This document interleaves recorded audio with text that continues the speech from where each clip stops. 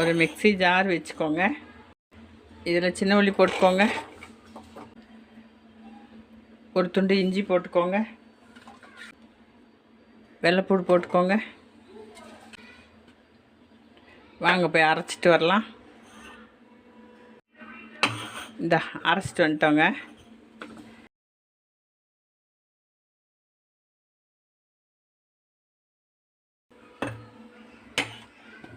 அப்படியே இங்கிட்டு வந்துடுவோம். கொஞ்சம் எண்ணெய் ஊற்றிக்கோங்க.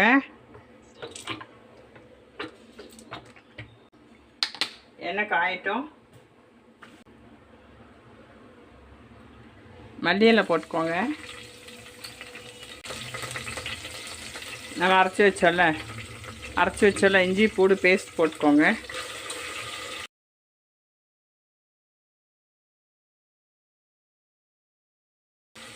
அதை லேசாக கலந்து விடுங்க.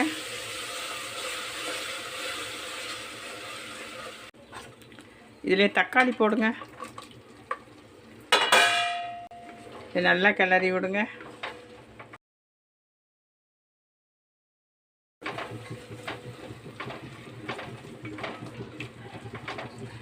தக்காளி நல்லா மசியட்டும். பிரியாணி மசாலா போட்டுக்கோங்க. மிளகாய் பொடி போட்டுக்கோங்க. மஞ்சள் பொடி போட்டுக்கோங்க. கொஞ்சம் உப்பு போட்டுக்கோங்க. இதை நல்லா கலந்து விடுங்க.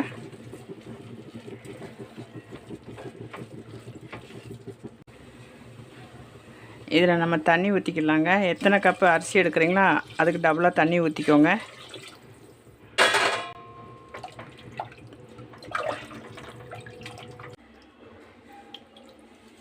இதில் பாசி பயரும் அரிசியும் ஒரு 20 நிமிஷம் ஊற போட்டு வச்சுருக்கேங்க.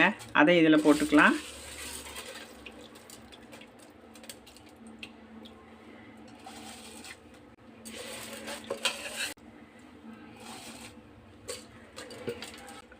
சாதாரண அரிசி தாங்க எடுத்திருக்கேன்.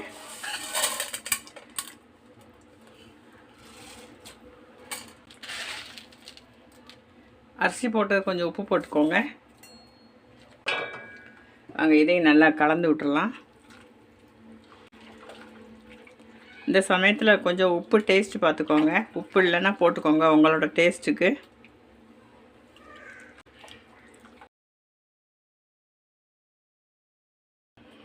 அடைச்சி வச்சுருவோம். அடைச்சி வச்சுட்டு ஒரு விசில் வருதான்னு பார்க்கலாம்.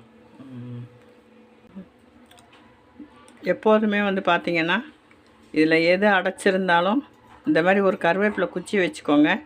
இந்த இப்போ எனக்கு ஏதோ அடைச்சிருக்குங்க. இதை அடைச்சி லேசாக குத்தி விடுங்க. அப்படியே விசில் போடாதீங்க. கொஞ்சம் ஆவி வரட்டும். விசிலை போட்டு விட்ருவோங்க. விசிலை போட்டு விட்டு ஒரு விசில் வரட்டும்.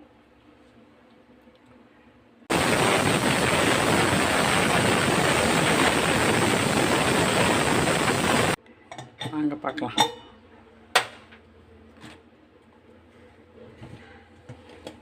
வாவ்,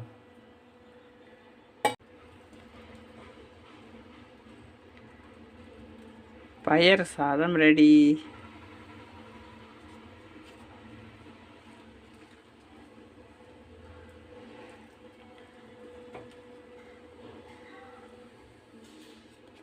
சூப்பராக இருக்குல்லங்க.